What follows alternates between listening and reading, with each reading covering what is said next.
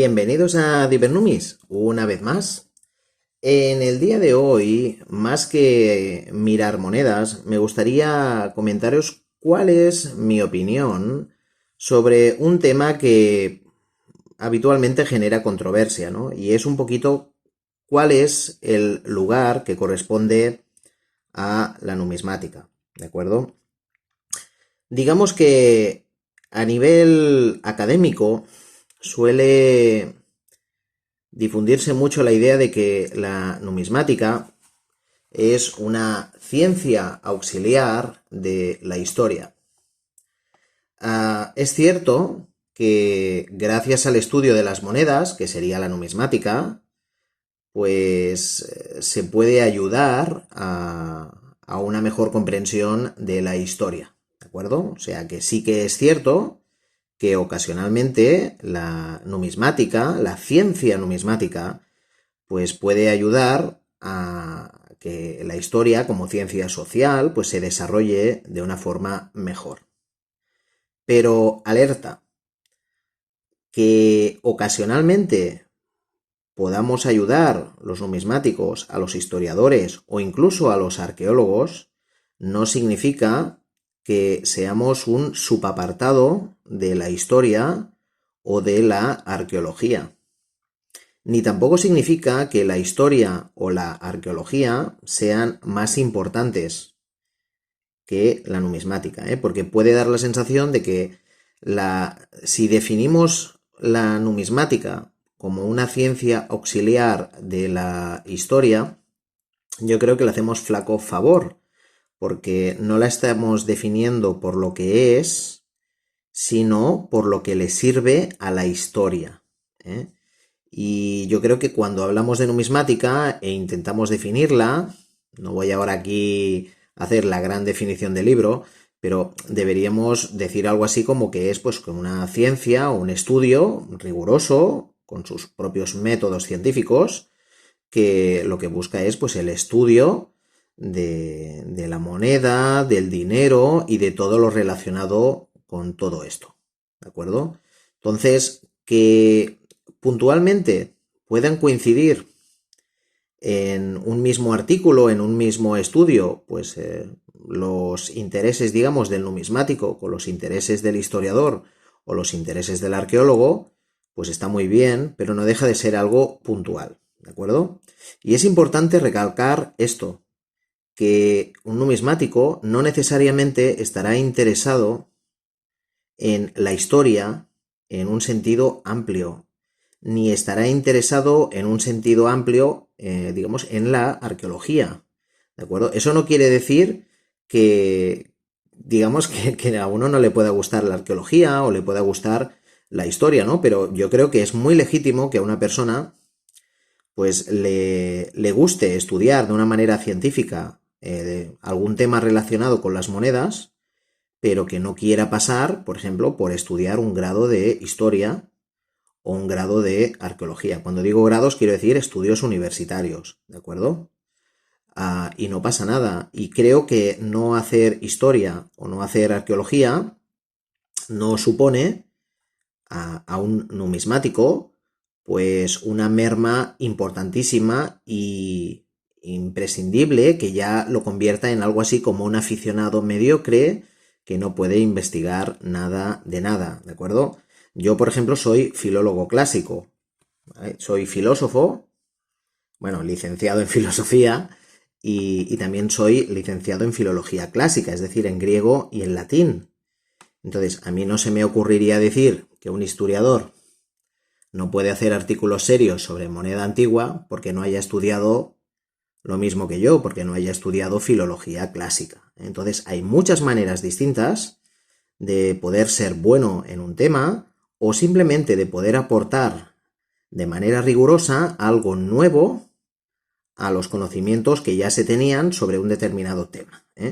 Por tanto, yo creo que es bueno desligar la numismática de la historia y de la arqueología, aunque muchas veces puedan ir juntos o muchas veces puedan ir, digamos, relacionados, ¿de acuerdo? En un yacimiento arqueológico puede suceder pues que la presencia de ciertas monedas pueda ayudar a ese arqueólogo a datar el yacimiento, o que le permita decir pues que esas monedas viajaron por todo el Mediterráneo hasta llegar a ese lugar. Pero otra cosa es el estudio, digamos, de la numismática, ¿no? Que lo que pretende es pues saber todos los detalles relacionados con la moneda, su fabricación, su circulación, la ideología que se desprende, etcétera, cuestiones lingüísticas que puedan estudiarse a partir de las monedas, etcétera. ¿De acuerdo? Por tanto, los intereses del numismático no coinciden al 100% con los intereses del historiador ni del arqueólogo. Y eso, por ejemplo, lo indica, por ejemplo, un ejemplo donde lo tenemos muy claro es con qué ocurre con todas esas monedas que están, digamos, todavía bajo tierra. Entonces, fijaos, al arqueólogo y también al historiador, en general, lo que le interesa es que no se saque nada de lo que está bajo el suelo. ¿Por qué? Porque ellos, digamos, supuestamente lo harán muy lentamente, examinando todos los detalles y intentarán no perder nada o perder el mínimo de información cada vez que vayan sacando cosas, digamos, del subsuelo. ¿De acuerdo? No es lo mismo cavar un hoyo y empezar a sacar monedas que en un yacimiento, pues ir muy poco a poco y ver cómo está dispuesto, pues, los objetos que van encontrando y en qué orden, y etcétera, etcétera. ¿De acuerdo? Entonces, ahí hay que defender un poco, pues, que sí, que realmente, pues, el estudio de la arqueología y de la historia, pues es una manera, digamos, muy potente de recuperar datos del pasado, más allá de la simple recuperación de un objeto. Pero también es cierto que el hecho de que las piezas estén bajo el suelo hace que se deterioren, que se vayan deteriorando. Pensad, por ejemplo, en todas esas monedas que van dando vueltas por los campos de España y en los arados, los productos químicos que se utilizan para tratar el campo, etcétera, pues todo eso, digamos, puede perjudicar a las monedas que hay allí conservadas. Y lo que digo no es ninguna barbaridad.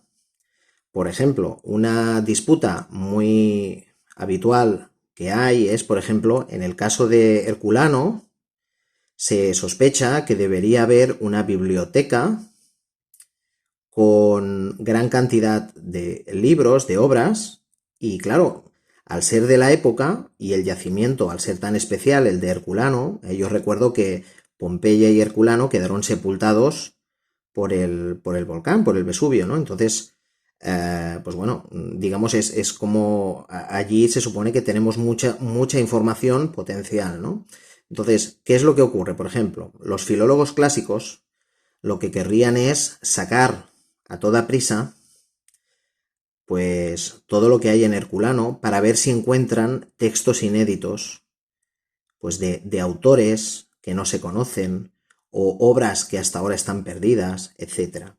El hecho de que sigan allí pues puede hacer que una nueva erupción o simplemente el deterioro progresivo del tiempo pues que se pierda de forma irremediable pues una obra perdida de Cicerón o un diálogo de Platón, etcétera, ¿no? Entonces, siempre hay esa pugna, ¿no? Los filólogos lo que quieren es destaparlo para editarlo y darlo a conocer, porque lo que les importa es el objeto, la información que hay allí, el texto, y en cambio los arqueólogos pues quieren ir muy poquito a poco y sacar solo lo que se pueda conservar y estudiar de una forma muy rigurosa y muy precisa. Pero claro, si vas muy lento, a lo mejor pues tiene contraprestaciones.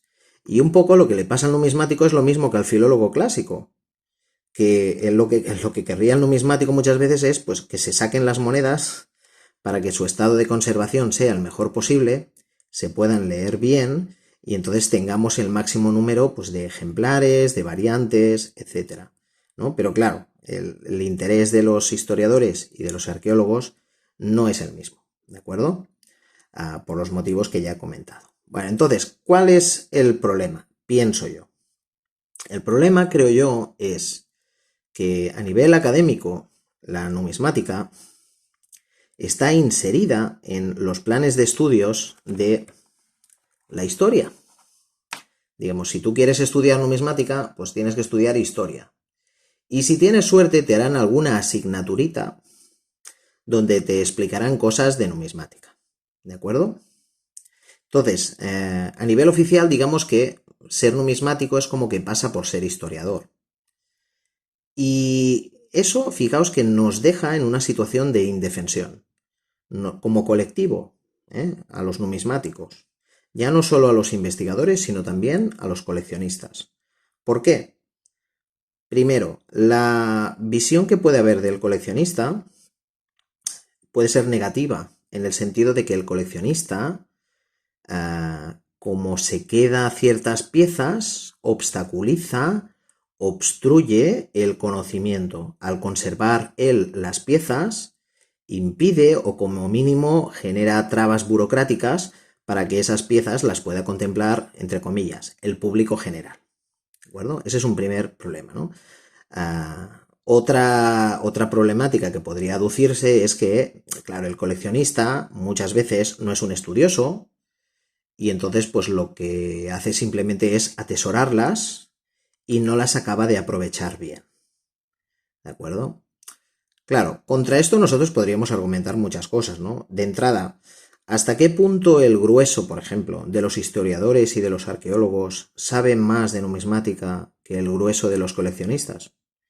Del mismo modo que hay coleccionistas que no saben mucho sobre monedas, a pesar de que las coleccionan, también es verdad que la mayoría de historiadores no saben mucho, por no decir nada, de numismática, saben poquito, la verdad. O sea, ellos tienen otras asignaturas en las que les explican, yo qué sé, la guerra de los 100 años o el Imperio Romano, pero muchos de ellos no hacen asignaturas específicas o como mucho hacen alguna cosa introductoria sobre la numismática. Por tanto, no saben mucho. El hecho de ser historiador no te convierte, por arte de magia, en un experto en numismática, ni mucho menos. Y con la arqueología sucede lo mismo. Entonces, el hecho de que la numismática esté en los planes de estudios de la historia, ¿no? de la historia como ciencia social, pues hace que parece como que el punto de vista de los historiadores y también el de los arqueólogos acaba pesando más sobre qué es lo que tiene que hacerse, por ejemplo, con las monedas. ¿De acuerdo? Y estoy hablando de legislación, de patrimonio, etcétera, etcétera. Entonces yo creo que como los intereses de la numismática son distintos a los de la historia, ¿vale? Porque a nosotros lo que nos interesa es que se puedan rescatar el máximo de piezas y en el mejor estado posible, pues lo que nos interesa es tener legitimidad académica y que esa legitimidad académica sea pareja, sea par, no sea inferior a la de un historiador o la de un arqueólogo. Entonces, lo que sucede en la práctica es que muchos de los principales investigadores numismáticos tienen otros estudios. Los hay que son abogados, los hay que son economistas, los hay que son filólogos clásicos, los hay que son ingenieros, etcétera, etcétera, etcétera. Entonces, creo que sería bueno que nos fuéramos mentalizando todos de que lo mejor para la numismática sería que existiera un grado universitario de numismática. Y que ese grado de numismática, ese estudio universitario de numismática, pues tendría su propia, digamos, idiosincrasia y sus propias prioridades. Y eso no quiere decir que para rescatar una moneda se destrozarían yacimientos arqueológicos, ni mucho menos. Yo creo que se puede compatibilizar todo. Es decir, por ejemplo, en un yacimiento perfectamente reconocido y respetado como Ampurias, pues allí está muy claro que no tiene que cavarse hoyos de ningún tipo y que solamente los especialistas, los arqueólogos, pues son los que tienen derecho, por sus conocimientos en la materia, pues para ir muy poquito a poco destapando lo que pueda haber allí. Pero, ¿qué sucede con el resto del país? ¿Tenemos que convertir España entera en un yacimiento gigante virtual? ¿Potencialmente cualquier cosa que haya debajo de una piedrecita puede ser Ampurias II o Pompeya segunda parte. Yo creo que hay que ser realistas. Digamos, la mayoría de yacimientos potentes ya están identificados. Y si alguno no lo está, a partir de algún descubrimiento que pueda haber, pues entonces ya se catalogará esa zona como yacimiento y por tanto estará especialmente protegido. Lo que no podemos hacer, creo yo, es tratar todo el territorio español como si fuera un yacimiento arqueológico gigante, porque la gente que trabaja el campo sigue necesitando trabajar el campo.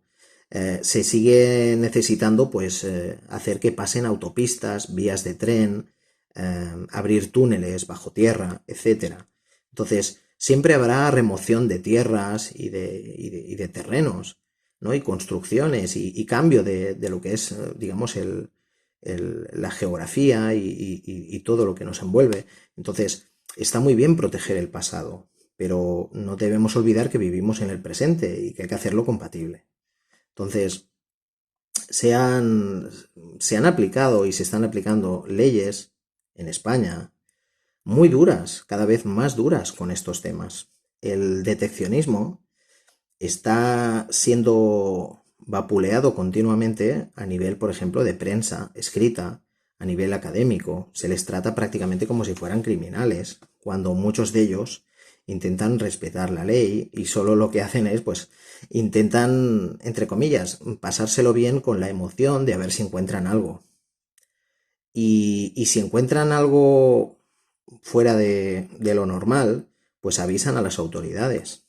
Y entonces lo que tendría que hacer en todo caso es felicitar a esta gente por ser honestos y avisarles y no tratarles como criminales, que esto muchas veces sucede.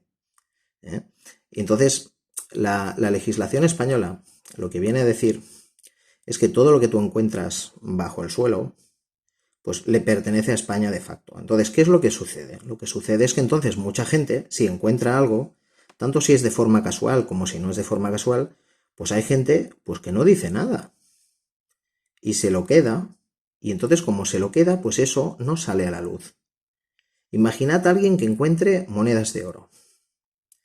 Pues si da parte a las autoridades, que es lo que tiene que hacer por ley, y es lo que evidentemente yo aconsejo hacer. Pero claro, se lo van a quedar todo y aún tendrá problemas. ¿Y usted por qué buscaba? ¿Y usted por qué hacía ese agujero allí? Entonces, pues habrá más de uno que lo que hará es, pues se queda las monedas, las vende en el mercado negro o incluso directamente las funde.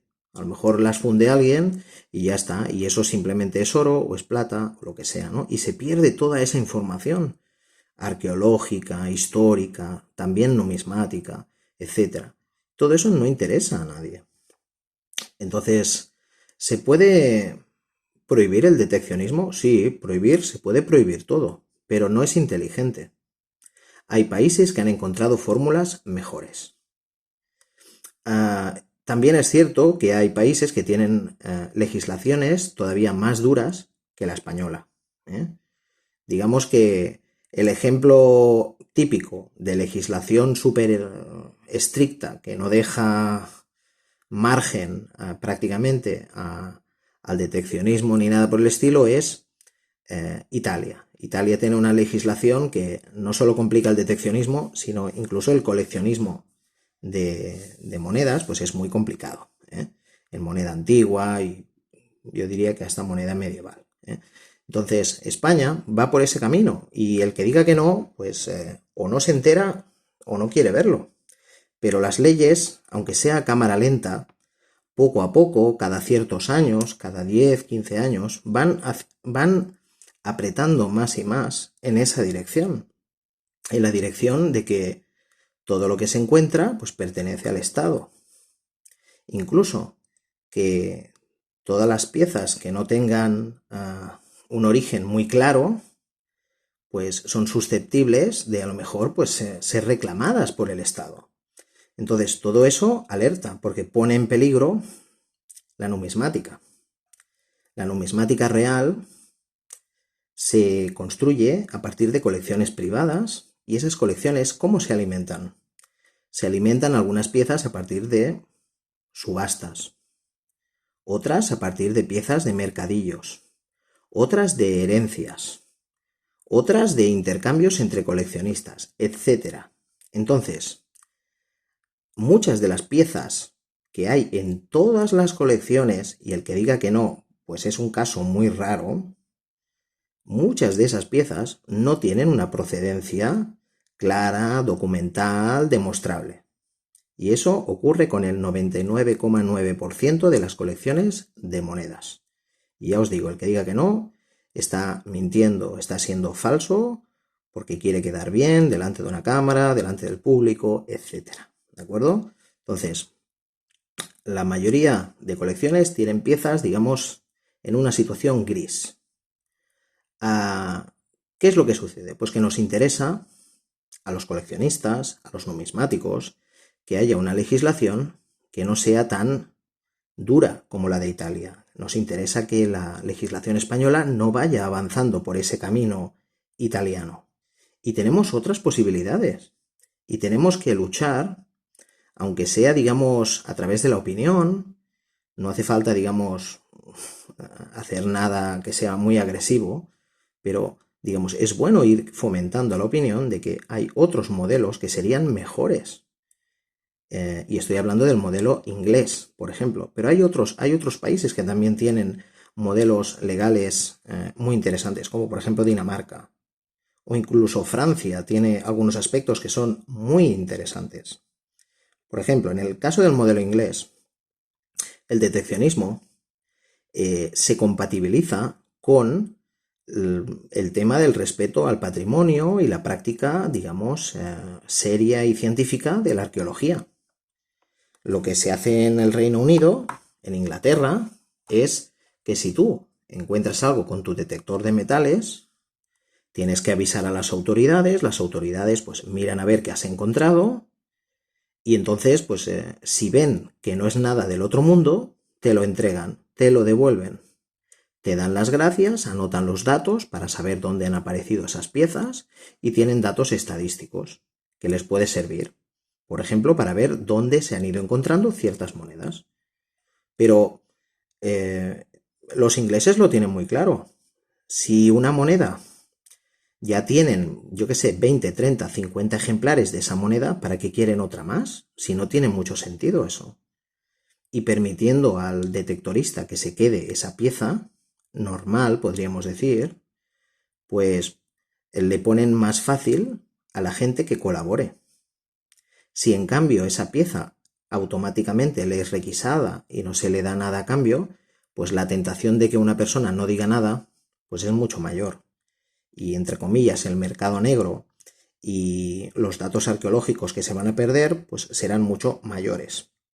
De hecho, las legislaciones cuanto más estrictas son, primero, no evitan el mercado negro y segundo, pues hacen flaco favor, aunque parezca formalmente que ayudan mucho a la arqueología, no le hacen flaco favor, porque lo que generan es toda una especie de submundo en el que pues, esas piezas no constan, se pierde todo lo que es el contexto arqueológico, etc. Entonces, todo eso no interesa más bien una legislación como la inglesa. Entonces, en la legislación inglesa, si tú encuentras algo que es muy potente, pues el gobierno hace una tasación y te compensa, se lo queda y te compensa económicamente.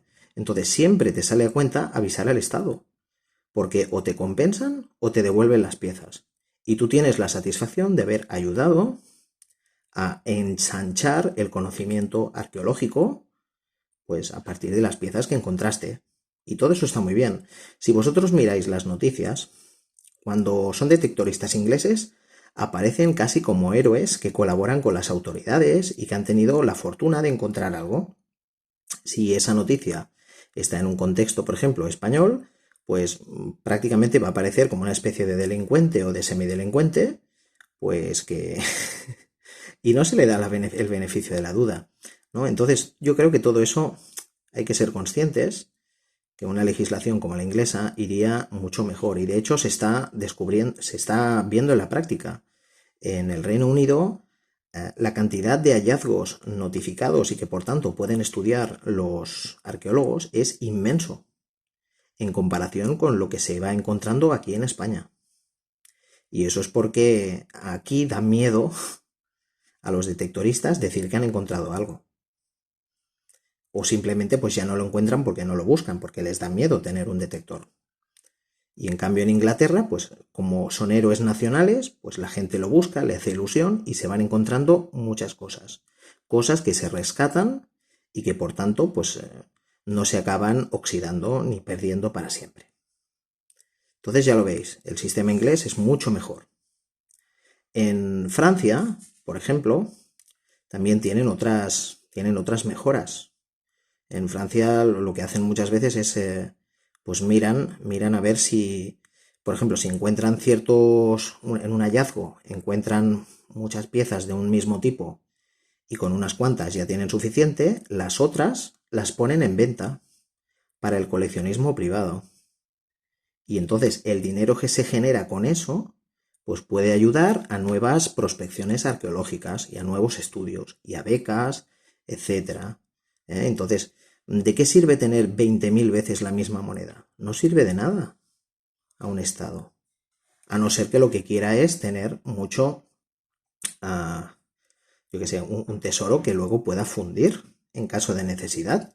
En la guerra civil es muy, digamos, conocido el caso de que, digamos, el gobierno de la Segunda República necesitaba dinero a toda costa y saqueó sus museos para obtener oro y plata y con eso poder pagar armas para el conflicto. ¿De acuerdo? Que era un conflicto muy legítimo, ¿eh? La República estaba defendiendo su supervivencia, pero es que se cargó objetos de valor incalculable, o sea, objetos insustituibles. Entonces, el hecho de que estuvieran en manos de un museo, fijaos que no garantizó, ni mucho menos, más bien al contrario, facilitó su desaparición. Si en cambio el patrimonio, por ejemplo, está repartido en multitud de colecciones particulares, eso es mucho más difícil, porque cada persona pues irá escondiendo sus monedas y ve que se las quitan al vecino. Entonces, el hecho de que haya colecciones privadas muchas veces puede incluso ayudar a la conservación del patrimonio, mucho más que no que todo esté centralizado en unos poquitos museos. Pensad también que los museos muchas veces no pueden exponer toda la cantidad de monedas que tienen. O sea, están en los fondos de los museos, algo así como catacumbas, que muy poca gente ve. Y aunque hagan colecciones, hagan exposiciones de esas que son así, digamos, temporales, periódicas y tal, y van como renovando lo que enseñan, pues la verdad es que la gran mayoría de piezas no se muestran. Esa es la realidad de los museos españoles. Entonces, si muchas de esas piezas estuvieran en manos privadas, pues sería otra manera de que quizá vieran la luz. Por ejemplo, todos estos coleccionistas que hacen vídeos de YouTube, todos estos coleccionistas que ayudan con artículos a engrandecer, por ejemplo, pues el conocimiento numismático, ¿cómo podrían llegar a ser numismáticos sin tocar piezas? Si todas las piezas se las queda el Estado, ¿cómo va la gente a tener suficiente ojo clínico, suficientes conocimientos como para poder hacer numismática de calidad? O sea, esto hay que tenerlo muy en cuenta. Esto, por ejemplo, hay una corriente muy peligrosa, pero muy peligrosa, entre ciertos estudiosos que vienen a decir que esto de coleccionar, que es un obstáculo y que es prácticamente una especie de crimen intelectual. Entonces, hay muchos estudiosos, y yo esto lo sé porque me lo han reconocido muchos de ellos. Gente que escribe artículos, no estoy hablando de, no me estoy inventando cosas. Gente que escribe artículos, gente reconocida, que a lo mejor pues tiene que esconder el hecho de que es coleccionista, porque está mal visto, porque hay cierta gente, mayormente algunos historiadores, algunos arqueólogos, que lo ven como un crimen el hecho de que tú en casa tengas ciertas piezas. Pero claro, es que ¿cómo llegas a saber de monedas? Si esas piezas no las puedes tocar con regularidad, si no las tienes tú en las manos, en tu casa. Si cada vez que quieres ver esas piezas tienes que pedir un permiso para verlas brevemente, al final solo las verán 4 personas que están haciendo un doctorado. O alguno pues que tiene un cargo de conservador del museo no sé qué. Pero digamos, el conocimiento, si está en manos de poca gente, avanzará muy lentamente. La mejor manera, digamos, de hacer que el conocimiento avance es democratizarlo. Es de algún modo abrir las puertas para que mucha gente distinta pueda aportar su granito de arena. Os pongo un ejemplo. El proyecto este del Imperatrix ha hecho que los conocimientos sobre moneda castellana medieval hayan mejorado a una súper rápido. Y esto es porque hay coleccionistas que trabajando en grupo, pues pueden cada uno aportar sus novedades, las piezas, pues que a lo mejor a nivel académico no se conocían. Si el Estado hubiera intentado monopolizar todo esto, esas piezas se hubiera necesitado décadas para que alguien un funcionario hubiera ido atesorando todo eso y hubiera publicado algo, etc. Y si bien es cierto que los funcionarios pues tienen un cierto estímulo para que vayan publicando cosas, porque así pues suben puntitos en sus baremos y ganan un poquito más y les suben un poco la categoría y esas cosas, y yo de esto sé porque soy funcionario. La realidad es que todo eso es muy lento. O sea, tú si quieres que realmente avance, lo que tienes que hacer es que haya el máximo de gente que pueda participar en esos proyectos. Y qué mejor que utilizar esa mano de obra barata, que son los coleccionistas, algunos de los cuales expertos de altísima calidad. No digo que todos, porque evidentemente la mayoría de coleccionistas, pues esto es como una pirámide. Hay muchos que están abajo y saben poco y unos pocos que saben mucho. Pero digamos, si tú cuentas con los coleccionistas, si tú permites el coleccionismo, lo que estás permitiendo es que haya mucha más gente pensando en ese tema, aportando datos. Está lleno de ejemplos de descubrimientos numismáticos, incluso históricos, gracias a la numismática, basados en lo que han aportado coleccionistas. Si no hubiera coleccionismo, si no hubiera esa propiedad privada que es la colección, no sería posible, sería todo mucho más lento. Por tanto, es muy importante que seamos conscientes de que tenemos que defender el derecho a coleccionar monedas, porque es un derecho individual que tenemos las personas, porque, digamos, forma parte de la propiedad privada. Y segundo, porque a nivel científico es bueno que mucha gente pueda participar en ese proceso. Y no os preocupéis que si un coleccionista hace un estudio que es una birria, pues las mismas publicaciones le van a descartar ese artículo, no se lo van a publicar. O simplemente si lo publican, los siguientes artículos lo van a destrozar, lo van a destripar, porque la ciencia funciona así. La ciencia funciona en un ejercicio constante de perfeccionamiento. Entonces, no hay que tener miedo a que haya colecciones privadas. Todo lo contrario, hay que fomentarlo para que haya más y más gente capacitada para poder aportar en serio datos a los conocimientos numismáticos. Y de rebote, la historia a veces, la arqueología a veces, pues conseguirá pues tener refuerzos y datos adicionales. Y eso es un poco lo que tenemos que defender. No podemos entrar en el juego este de que hay que tener factura de todo, o de que es imprescindible, o de que coleccionar está mal, o de que todo lo que hay bajo el suelo es de España. Evidentemente hay que respetar las leyes. Es nuestra obligación como ciudadanos, si no vamos a ir a prisión. O sea, el que diga lo contrario es un suicida. ¿De acuerdo? O sea, hay que cumplir las leyes. Yo el primero. Pero, digamos, una cosa es cumplir las leyes y otra cosa es estar de acuerdo con las leyes. Entonces, las leyes, pues tenemos que intentar que sean distintas. Tenemos que intentar que haya un modelo en cuanto a patrimonio que se ajuste más al modelo inglés. Evidentemente, las leyes inglesas no son las leyes españolas y deberíamos hacer una versión a la española de esas leyes. Pero en esencia se podría hacer, todo es posible si hay voluntad política. Y uno de los primeros pasos que tenemos que lograr es que la numismática sea un estudio en sí mismo, de nivel universitario.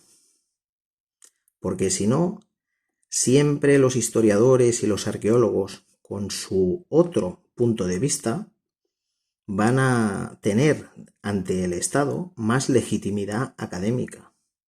Es muy importante que los numismáticos publiquen, es muy importante que los coleccionistas publiquen y que no escondan el hecho de ser coleccionistas y que aporten, porque así no se les pueda presentar como simples aficionados, como, entre comillas, investigadores de segunda.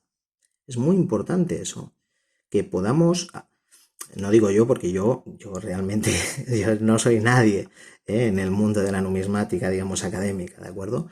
Pero es muy importante que pueda haber figuras que de primer orden y que digan, sí, yo soy coleccionista. ¿Qué pasa? No ocurre nada. No hay ningún problema en eso, no hay nada malo en eso. Y que esas personas, pues si encima existe una titulación de numismática en sí misma, yo creo que a la larga eso será muy positivo para nosotros. Porque cuando el Estado tenga que decidir qué hace con el tema de las monedas, pues evidentemente ¿a quién preguntará? A los numismáticos, a los licenciados en numismática, a los doctorados en numismática. Y no preguntará tanto pues a otros colectivos que pueden tener relación con nosotros, como los historiadores, como los arqueólogos, pero que no son exactamente lo mismo. Pensad que para mí la historia es una ciencia auxiliar de la numismática y la arqueología es una ciencia auxiliar de la numismática. ¿Por qué? Porque me ayudan a saber cosas de numismática, como también, por ejemplo, la economía o la lingüística, etc. Porque a mí lo que me interesa, y creo que a muchos de vosotros también es lo que os ocurre, a mí lo que me interesa son las monedas. Pues nada, nos vemos y hasta la próxima.